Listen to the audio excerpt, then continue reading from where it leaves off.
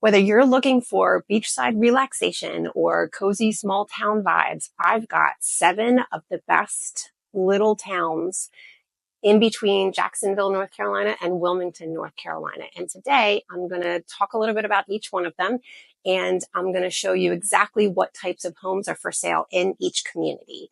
But you got to stick around till the end because number 7, according to niche.com, is rated the best place to live in Pender County.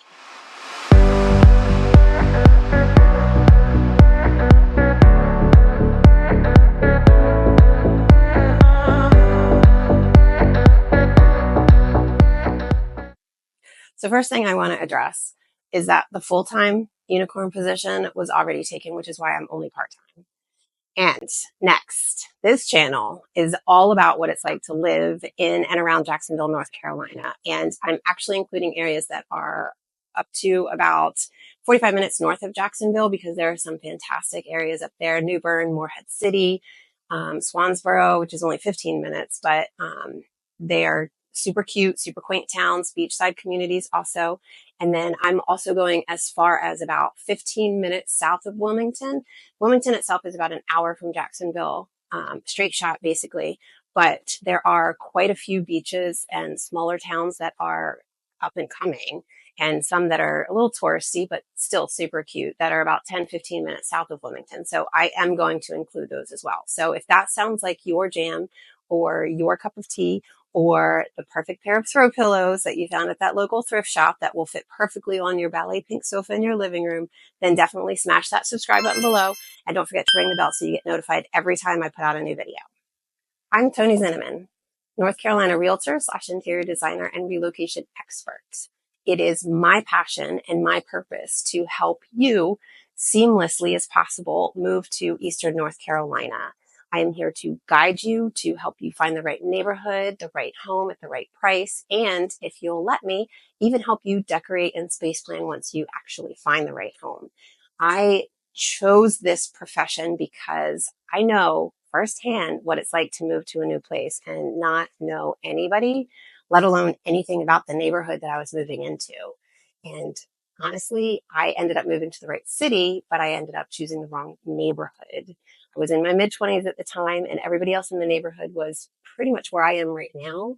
An empty nester trying to start a new chapter in my life and experience what it's like to not have children again. And that's all the people that were in the neighborhood, completely opposite of me. So it wasn't a terrible thing. It just wasn't the right fit. And that is why I am doing what I'm doing. So if you are ready to make the move or are thinking about making the move in 9 days, 90 days, 999 days, whatever the case may be, just shoot me a message, give me a call, put a comment below, any way you want to touch base with me.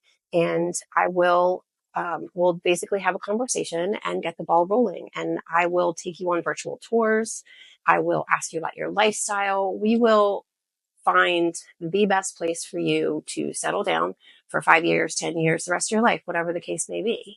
And we'll just go from there. So, yeah. The first town on the list is Holly Ridge.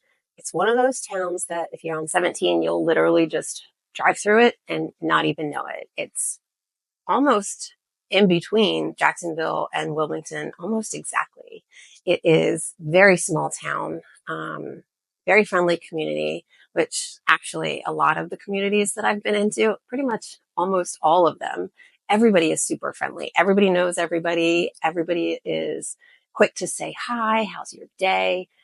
That's one of the best things about North Carolina in general. And that's coming from a Maryland, DC gal who, you kind of get a little nervous to actually talk to just anybody that you see walking down the street, but not here. Anyway, back to Holly Ridge. It is a small town. It is a very close-knit community. It is very close to Topsail Island, so there's easy beach access. It does have a very suburban kind of rural feel to it. Some of the homes are a little bit closer to the waterways and some are not, but there's only about 4,200 people that live in Holly Ridge. So having said that, it is a small town and it it can be very quiet. So you're looking for something that's a little bit more active, then Holly Ridge might not be your jam. There's also limited shopping and limited dining options. You pretty much have to go into either Jacksonville or Wilmington to get either one. But you just hop right on 17. You go north, you're in Jacksonville. You go south, you're in Wilmington. Easy access to both. Number 2 on the list is Surf City, and it's actually rated, according to niche.com, number 2 best places to live in Pender County. Number 1 being the 7th place on my list. But I digress. Surf City, super cute town. It's right on the beach. There are some areas of it that are off the beaten path. You have to cross the bridge. But the cool thing about it is that if you live on the other side of the bridge across from the ocean, the bridge actually has a bike path / walking path. So you can take your bike and ride right across the bridge and hit the beach anytime you want. The population in Surf City is about 3,900, so it's a little bit less than Holly Ridge, which is also surprising to me because Holly Ridge feels so much more cozy, so much smaller than Surf City. Maybe because Surf City is also very touristy in the summer times, so there is a lot of traffic in and out of there in the summer, especially going down to the beaches because, again, 10 minutes from the beach, and the beaches are super fabulous anywhere around here, actually, but you can spend the day down at the beach or the evening, have a glass of wine. There's lots of restaurants on the beach side of Surf City, restaurants, bars, little shops, things to do. And there's also the Karen Beasley Sea Turtle Rescue and Rehab Center is in Surf City. And Topsail Island is actually one of the most northern places where the loggerhead turtles come and nest every year. So it's a big thing down here. In Topsail, they actually do turtle talks weekly during the summertime. So the pros of Surf City are that you have beautiful beaches, plenty of outdoor activities, the friendly, laid-back town kind of vibe, but there are a couple cons.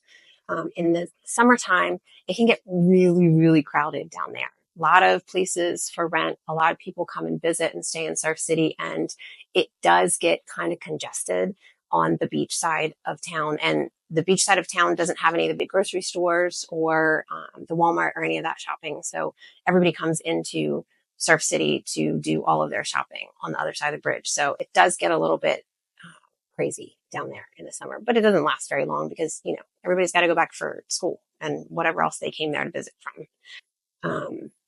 Number 3 on the list, and where I currently live, is Sneads Ferry. Sneads Ferry, the vibe of this town is it's almost like it's a fishing community or a fishing village. It has a lot of character, for lack of a better way to say it. It's right on the river. Basically, I'm only 3 miles from the bridge that takes me into North Topsail, and I am at the beach whenever it's not raining for the most part. Cup of coffee in the morning, watch the sunrise. Glass of wine in the evening, watch the sunset.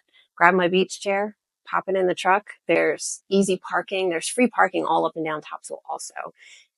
And it just makes living in not the touristy area seem so much more fabulous, actually. And also, Sneads Ferry is supposedly, which I can kind of see why, the seafood capital of North Carolina.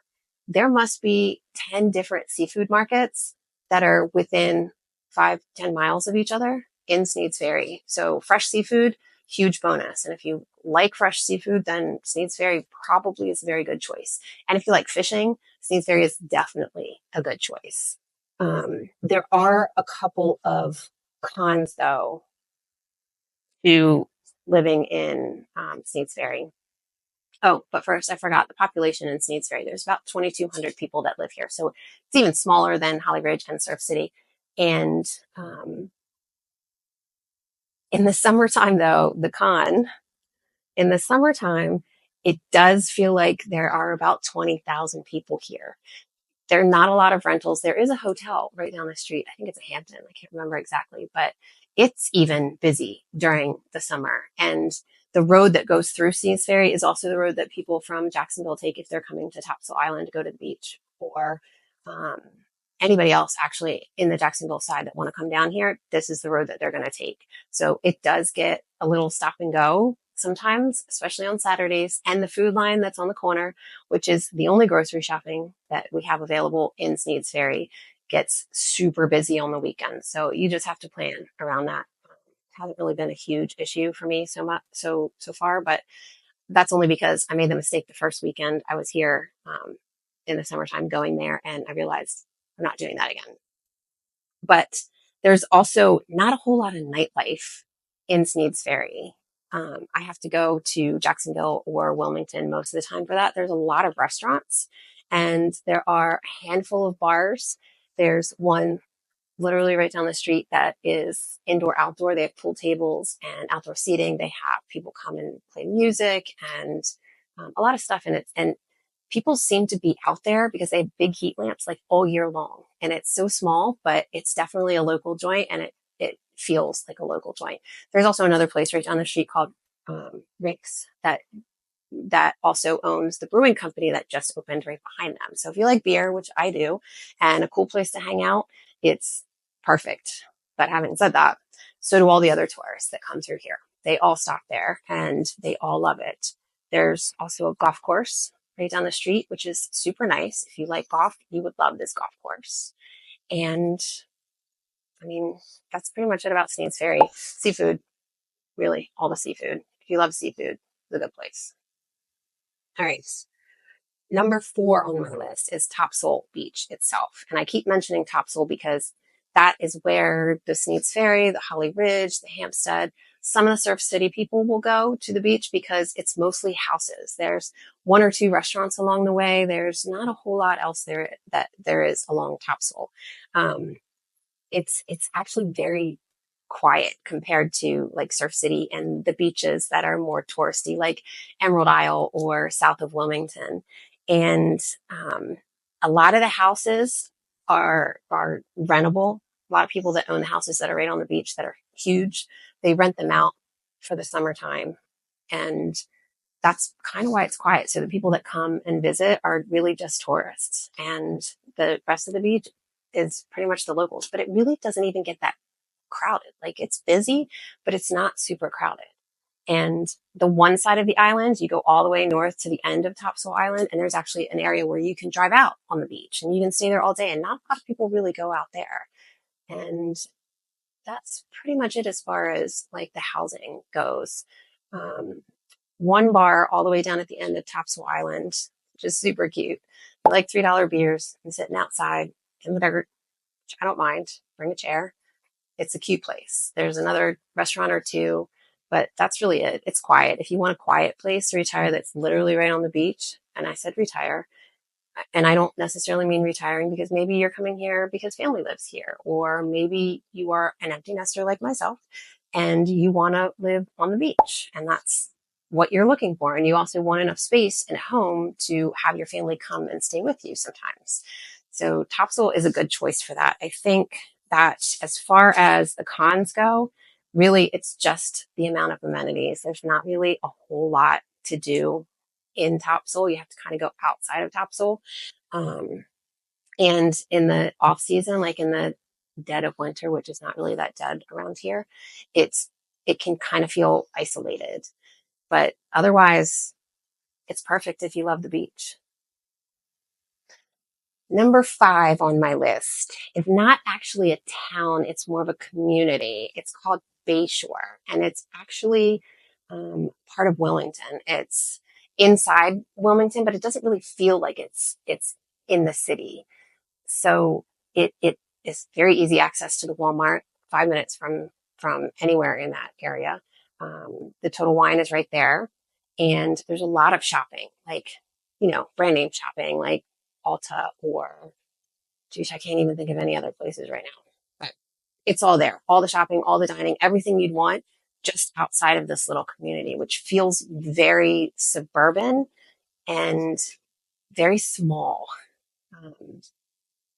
There is easy beach access, just like pretty much everywhere on Eastern North Carolina.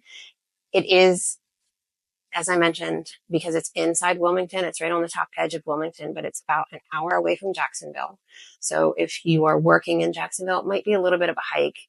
There's a little bit of traffic on 17, which is the road that connects Jacksonville and Wilmington, for rush hour, but it's not like my rush hour from in DC was a rush hour. It was more like rush hours that never ended. But down here, it's not really like that. It's everybody is trying to go to the same place, and there's only 2 lanes and a bunch of stoplights. So that's really the rush hour. But it gives you enough time to maybe stop after work at the Walmart, the Total Wine, or whatever the case may be. Or if you work in Wilmington, it's even better because you're only 5 minutes from pretty much anywhere else in Wilmington, maybe 10 minutes if you got to go all the way to the other side, but you're 10 minutes from the beach. There's the river, there's Cape Fear, there's all kinds of things to do. And being downtown like that or close to downtown like that gives you so much more options as far as, your daily activities, your evening nightlife, your weekend activities, whatever the case may be.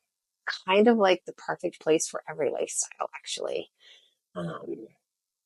There are about 3,000 people that live in the Bayshore community, which seems like a lot for a small area, but like I said, it's very suburban. So think of like streets or neighborhoods that are everybody knows everybody, and you live semi close to your neighbors. Not all of them are super close, but semi close enough to trick or treating with the kids if you come with kids. If not, then you get to go and hop in your golf cart and maybe ride down to your neighbors for that Friday, Thursday, Monday happy hour, and you don't have to worry about getting in your car.